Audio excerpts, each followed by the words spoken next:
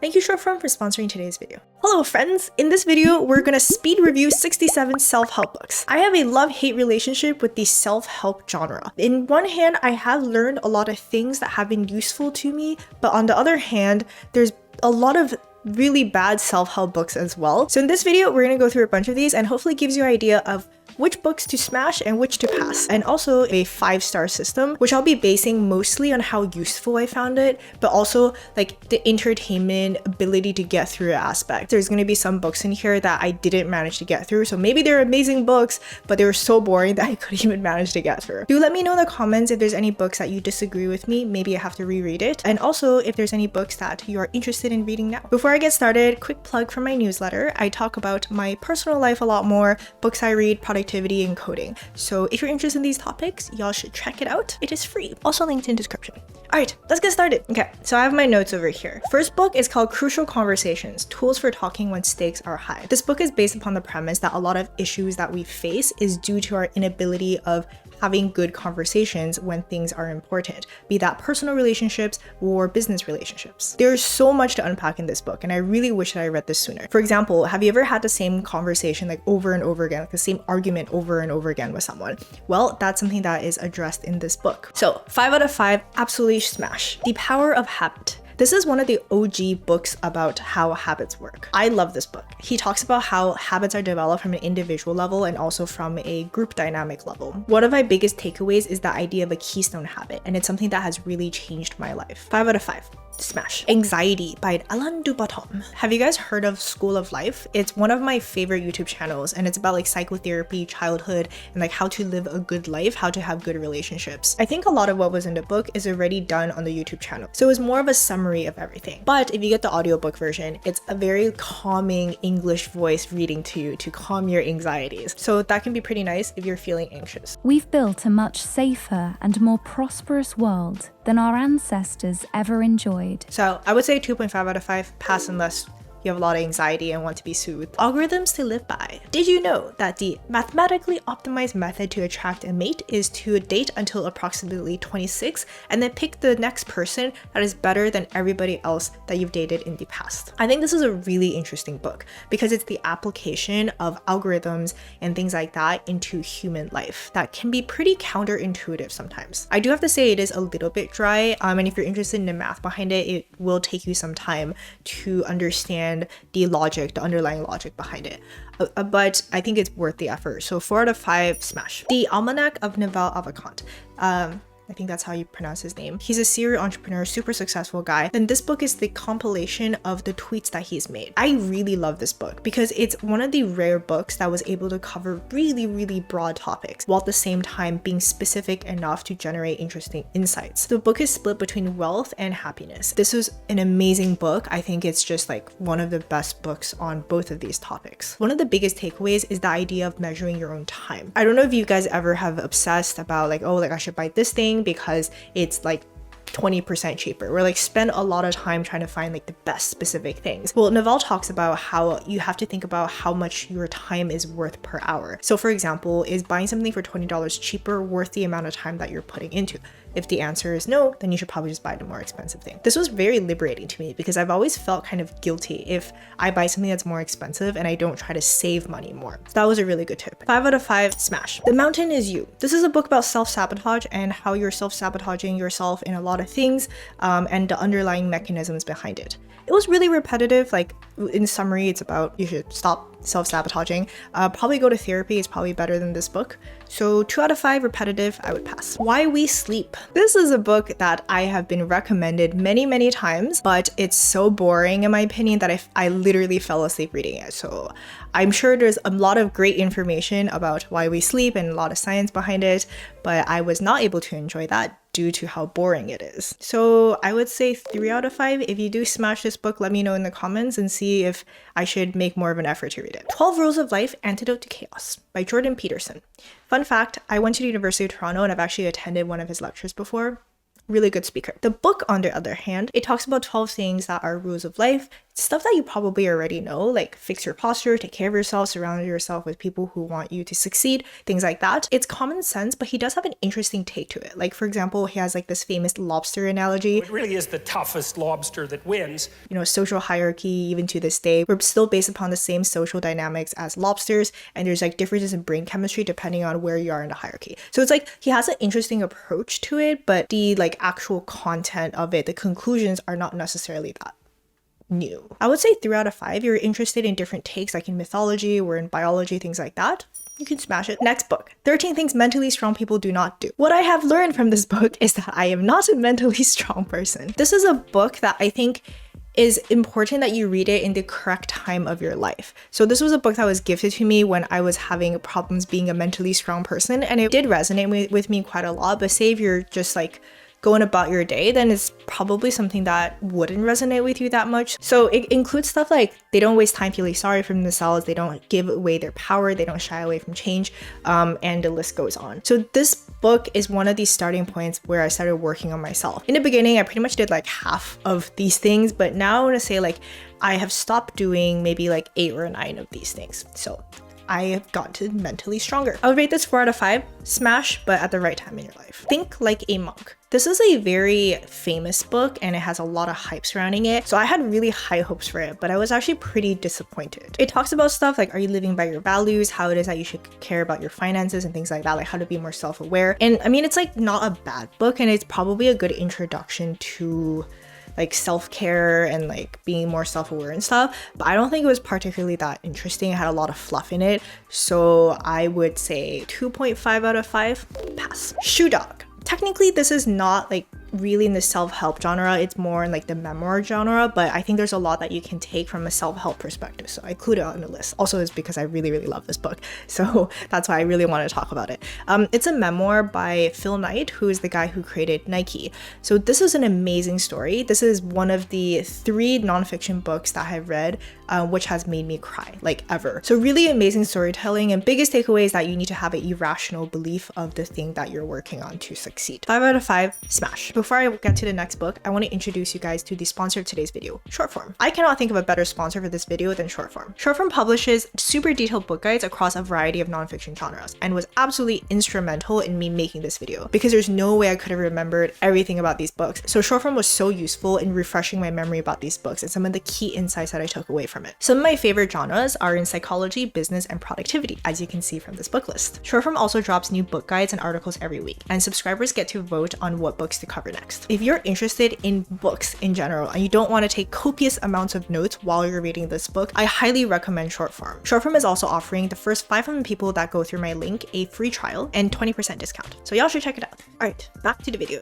The Great Mental Models. The premise is that there are a lot of problems in life, and if you try to solve each of these individually, you'll end up like being pretty confused and not sure if you made the right decision. So this is a book that has 9 foundational mental models and serve as guiding principles for how to approach different types of issues in life. I think you can think of it like if you understand how coding languages work, right? It's very easy to pick up on new coding languages because it all follows a similar paradigm. This was not the easiest book to get through, so I would rate it like 3.5 out of 5. I would say smash if you have the patience. The E-Myth Revisited. This is more of a business book, and it's about how to design systems in order to optimize for reproducibility and scalability. If you're interested in business at all, highly recommend this book. It's really useful. I read this book multiple times. So 5 out of 5, smash. The Toilet Paper Entrepreneur. This is also more of a business book. It's kind of like you have to be scrappy. That would be how I would summarize this book.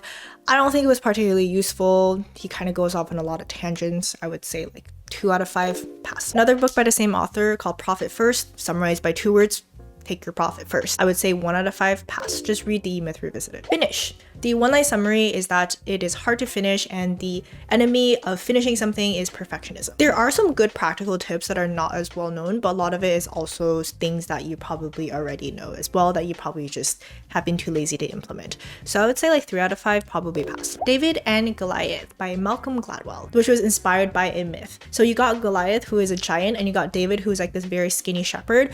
David was able to beat Goliath by employing his own strengths that were perceived as weaknesses. And Goliath sees him and he goes, "What?"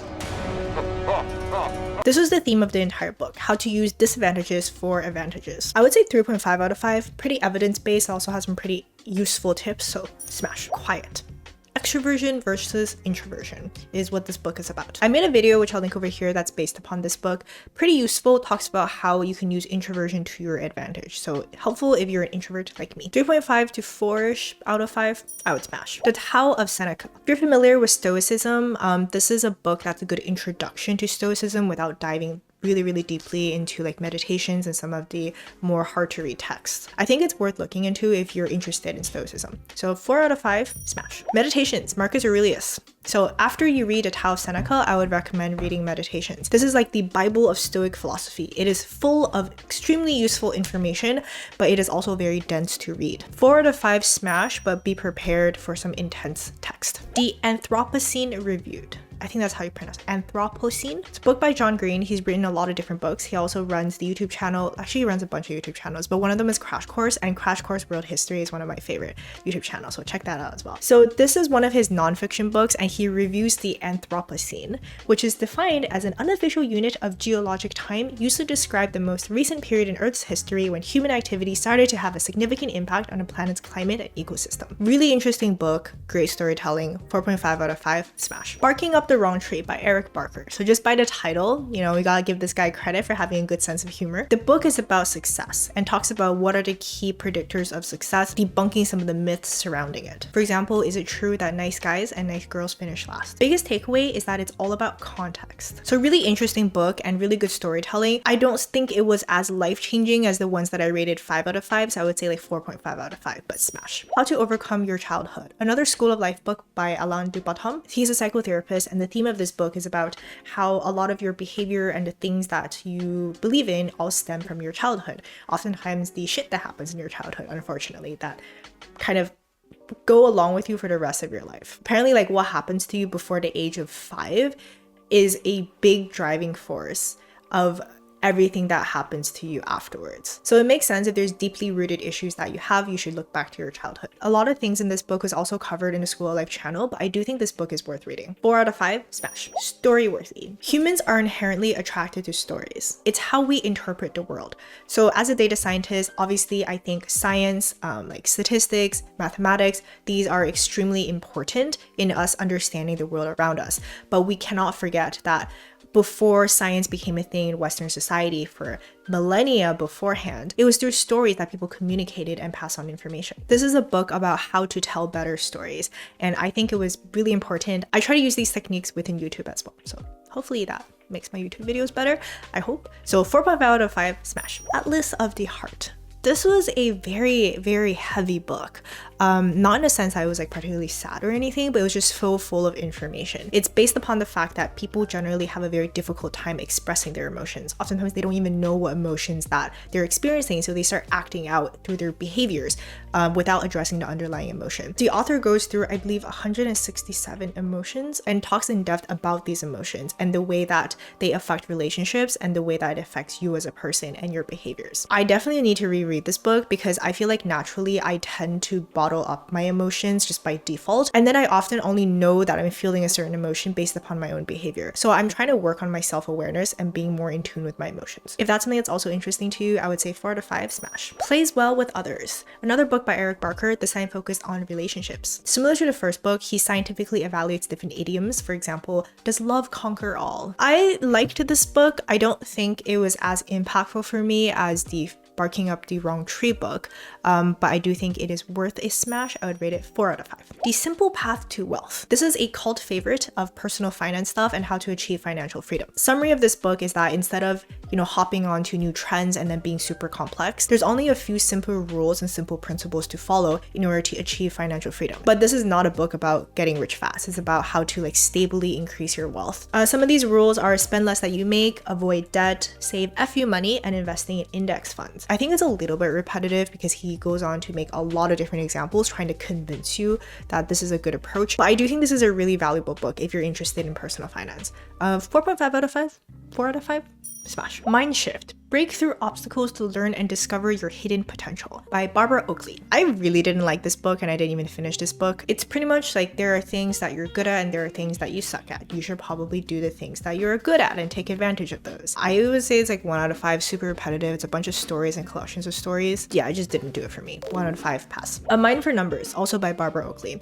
This is a book that talks about how to kind of rewire your brain if you think you're bad at math and you're bad at engineering-based stuff, how to rewire your brain so that you can actually become good at these topics. I mean, it's useful, but there's a free Coursera course that pretty much goes through these, and I think it goes through it a lot better, so I would just recommend taking that course. So 3 out of 5, pass. The Body Keeps the Score. This is a very, very dense book. Very broadly, it's about how trauma is kept in your body and how it manifests itself in a variety of different ways. He also talks about what to do about it in order to address these traumas. A big insight that I took from this is like if you're feeling anxiety and you're feeling like really worked up, to take big deep breaths. Is this something that people already told me to do? Yes, but I never really did it because I was just like, oh, this is like some like new age science thing going on. The reason why this works is because breathing deeply is one of the ways that connect the higher functioning parts like the cortex of your brain with deeper, older parts of your brain like emotions. The book is so full of these things, super practical and very research backed. The book is really dense, but I think it's really, really worth it. 5 out of 5, smash. The Millionaire Fastlane.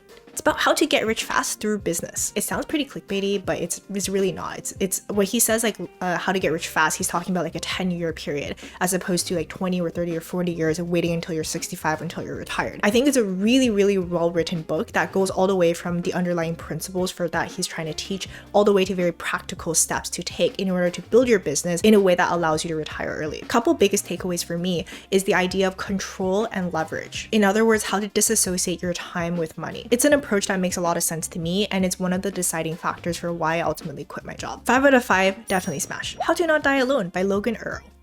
Logan, among many other things, is the director of relationship science at Hinge, which in case you're not familiar with is a dating app. This book is a scientifically backed guide for how to approach dating, how to use apps properly, and how to find a life partner. Apparently, the life partner that you choose is one of the greatest determinators of both success and happiness in your life. And as Logan points out, it's super true that for some reason, we view relationships as something that we're supposed to like intuitively feel, as opposed to approaching it in a more scientific and logical way. This book is a game changer for me because I was definitely someone that approached love and relationships. It's like, oh, like I just have to feel like it's the chemistry is there, you know, like or feel like this is the correct person. But definitely debunk that for me. So if you're on the dating scene and you're looking for a life partner, you're looking for a relationship, highly recommend this book. 5 out of 5, definitely smash. Never Split the Difference. It is a book about negotiating. Author is a guy that used to do hostage negotiations. After reading this book, I actually helped negotiate my friend's salary up by 10% by using techniques from this book. I read it several times, and whenever I have to negotiate certain deals, like for my YouTube channel, like sponsorships and things like that,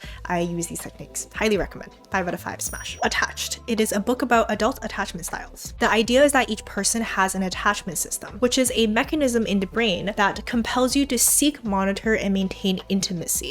So it's another book about relationships. I think that attachment theory has a lot to do with psychotherapy as well, but not an expert, don't quote me on that. But it has a lot to do with your childhood and about how your relationship with your parents and your family members affects the way that you seek intimacy and you maintain intimacy when you're an adult and in relationships. There's 3 categories of attachment styles. The first one is anxious attachment style. And this is when you feel worried about your own self-worth. You're not sure if other people are going to leave you, if other people like you, so you always need validation from other people.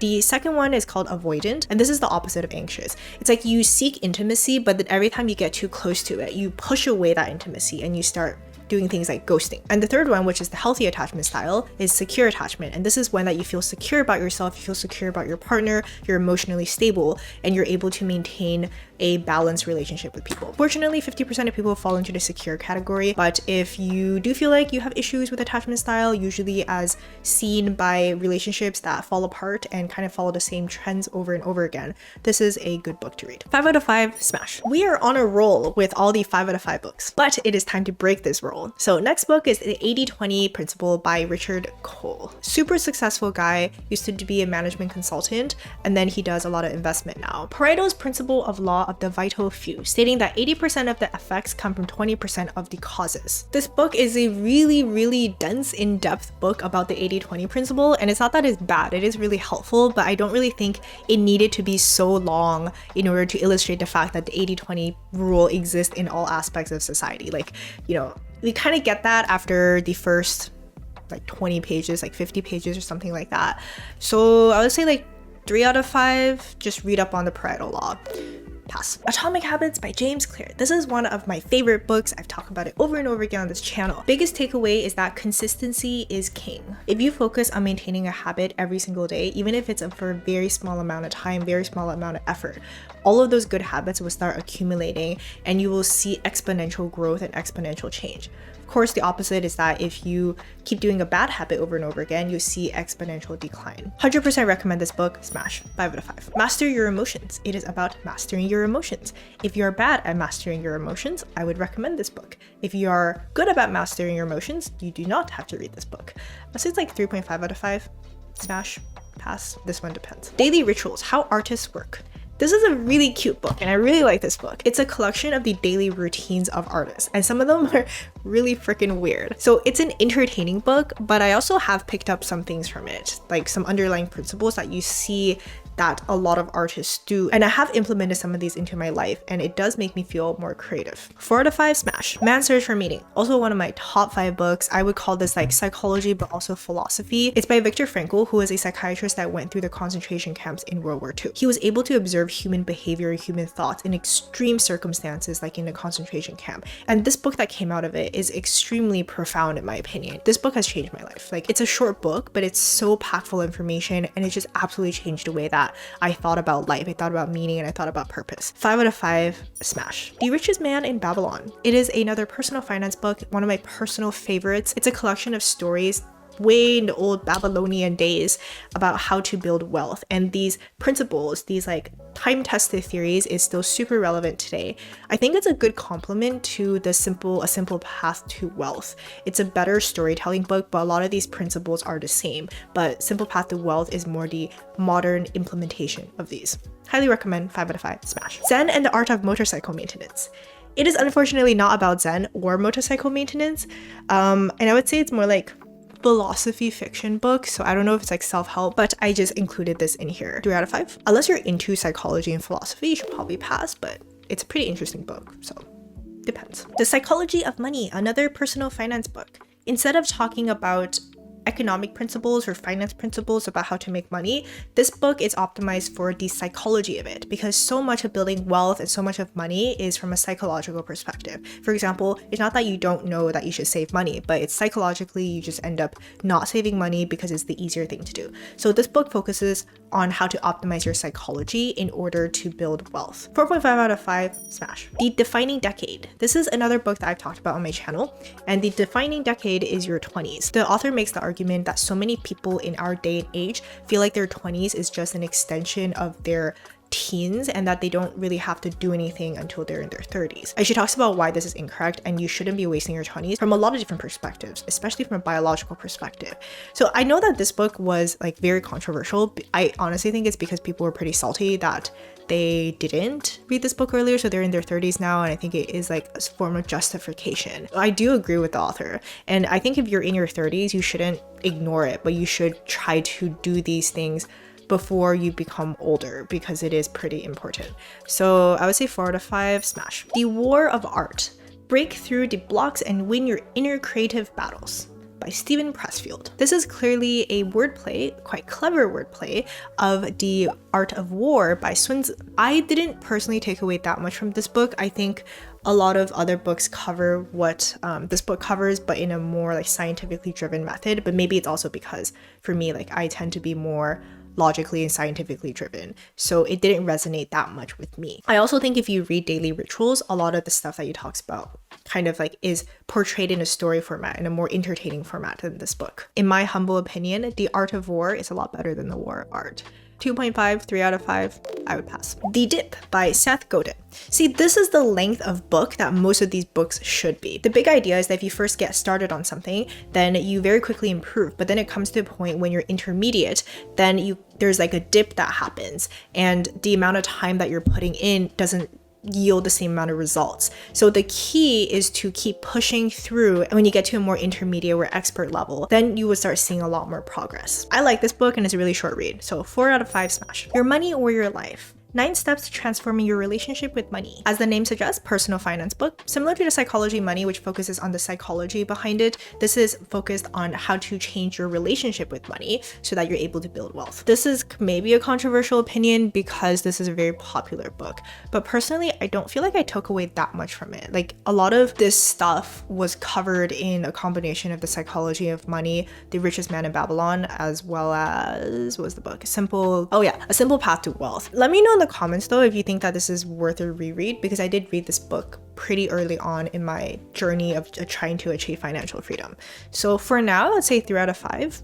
Probably pass. A Million Miles in 1,000 Years. Remember how I told you that there were 3 nonfiction books that have ever made me cry in my life? Well, this is the second nonfiction book that has made me cry. The story is about a guy who has achieved success, but then he felt like after he accomplished this, there was no more purpose and no more meaning in his life, so he kind of fell into a state of depression. Then he decides that he really needs to get his shit together and embarks on this journey and cycles from coast to coast. This idea really impacted me. The things that make a good story is also what makes a good life. So you should model your life and design your life to follow the hero's journey. Yeah, I have a lot of things to say about this book. I really recommend that you read it. It's an amazing book, amazing storytelling. I was crying at like 3 a.m. because I couldn't put down that book, which is really rare for nonfiction books.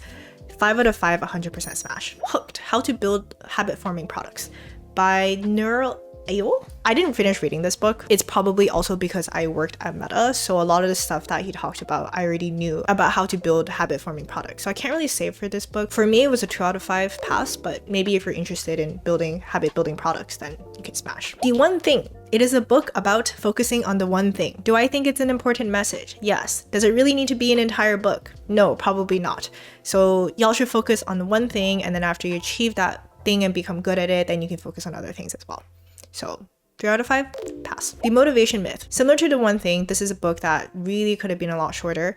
It's about how motivation is a myth, how you should be focusing on other things such as consistency. 2 out of 5, pass. The 4-Hour Workweek by Tim Ferriss. This is the first book that got me into this like productivity, lifestyle design space. It introduced me to the idea that there can be a possibility outside of working a 9 to 5. I think if you're interested in this area, this topic, it's a book that you definitely should read. 4.5 out of 5. Smash. Thinking in Bets. Making smarter decisions when you don't have all the facts. I first read this book because one of my friends who is a trader was given this book by his company. This is a very interesting book because it's a way of reframing the way that you approach decision making from a probabilistic approach in a world that we don't have complete information. If you're someone who's more inclined towards mathematics and logic, I think this is a book that's worth reading. 3.5, okay, like 4 out of 5, smash. 4 Disciplines of Execution, one of my absolute favorite books. It completely changed the way that I operate from an individual perspective as well as from a team perspective, and it's helped me get so much more done. 5 out of 5, 100% smash. Ultralearning. This is a book that has also absolutely changed my life. It is a huge inspiration for the start of this channel. It's also why I managed to get my job at Meta by being able to Ultralearn SQL in 11 days. I don't think this channel would have existed without this book, so 100% smash, 5 out of 5. Peak. Secrets from the New Science of Expertise. This book is a scientific approach that studies the people who are at the peak of their careers, the best of the best, the cream of the crop at what they do. It provides some interesting insights, pretty practical things for how it is that you become really good at something. 4.5 out of 5, smash. Grit, The Power of Passion and Perseverance. We talked about the myth of motivation before, and I think this is a better book and has a more scientific approach towards what it is that can make you successful, how it is that you shouldn't rely on motivation, and instead you should rely on grit, which is a combination of passion and perseverance in a long-term setting. Grit is also one of the first books that I read in a self-help genre, and it really got me down into this rabbit hole. So for sentimental purposes as well, but really it's actually a really good book. 4 out of 5, smash. Productivity Project is a book in which the author embarks on a 1-year journey of trying out all the different productivity techniques. For example, meditation, taking cold showers, things like that. It's pretty cool that he did this so you don't have to do it yourself, and reading it, you can get a lot of practical things that you can apply to your life to be more productive. 4 out of 5, smash. Okay, so now we're going to talk about Cal Newport stuff. Deep work, digital minimalism, and so good they can't ignore you. Let's talk about deep work first. The difference between deep work and shallow work. Deep work is when you're very focused and very concentrated on a specific task. Like you're completely engaged in it. While shallow work is kind of when you're just like doing stuff here and there, getting distracted, kind of like multitasking, things like that. Because the world is so distracted these days and you have like emails and notifications happening all around you, Cal Newport says that deep work is one of the most valuable skills that you can have in today's age. I think this book could have been shorter, but it's worth a read. 4 out of 5, smash. Digital minimalism. I'm gonna be honest with you, this is a book that I did not finish reading. I mean, I agree that you should not do like too many internet things, but at the same time, it's a bit contradictory because I do a lot of internet things. So yeah, I'm not gonna rate this book, to be honest, because I really feel like I'm too biased to rate this book. For anybody that has read this book, please let me know in the comments what you think. So Good They Can't Ignore You. Why skills trump passion in the quest for work you love. I am conflicted about this book. On one hand, I think it is a book that a lot of people need to read, especially people out of college who are confused about their life. It's about how you should focus on something and a really gain skill set as opposed to find something that you're passionate about. On the other hand, I also feel like if you listen to this book entirely, you may like decide that you want to do something and you absolutely hate it, but you're like, I must persevere for 20 years, and then realize that you really don't like it. So if you're someone who is confused about the career and feel like they've jumped across the different things and don't know what your passion is, I would recommend this book. So 4.5 out of 5 smash. The Life-Changing Manga of Tidying Up by Marie Kondo. So this is the manga version of her more famous book. So I chose the manga version to read because there's a manga version. As the title suggests, it centers around how tidying up your life is able to change your life. If you're disorganized, if you're pretty messy, I would recommend this book. Do I feel like she takes it a little bit too far? Yes, but I think it's worth a read. 3.5 out of 5, smash. Also, it's a manga, so makes it better. The Renaissance Soul. This is a book that is in direct contradiction to So Good They Can't Ignore You. The argument is that people in the Renaissance, for example, Leonardo da Vinci, he had a lot of different wide interests, like in science and in anatomy, in art, and that it's okay to have a lot of different interests and a lot of different hobbies, and you don't have to be particularly good at one thing. I personally don't really agree with this because I think Leonardo da Vinci, you will notice that there's a theme across all these different things that he's interested in, and it's not like just like doing random things around there. So I would say like 2 out of 5 pass. Mastery is a book that examines people who are very good at what they do. For example, Charles Darwin and Mozart. And the argument is that if you're confused in life and you don't know what to do with yourself, you should look back into your childhood and try to figure out the things that you're most interested in. This book did not work out for me, and it made me really stressed because when I look at my childhood, I have no idea what I was interested in. I don't know, I was just like interested in everything and not particularly anything. So it stressed me out a lot. And if you're interested in this topic, I would rather you read So Good They Can't Ignore You. 2 out of 5, pass. Okay, and we are done. So I hope this video was helpful for you. I know the lighting has become increasingly darker, so you can see how long I spent filming this video as well. Yeah, but I hope it's useful for you. Let me know in the comments what you feel about my ratings and if there's books now that you're interested in reading. I'll see you guys in the next video or live stream.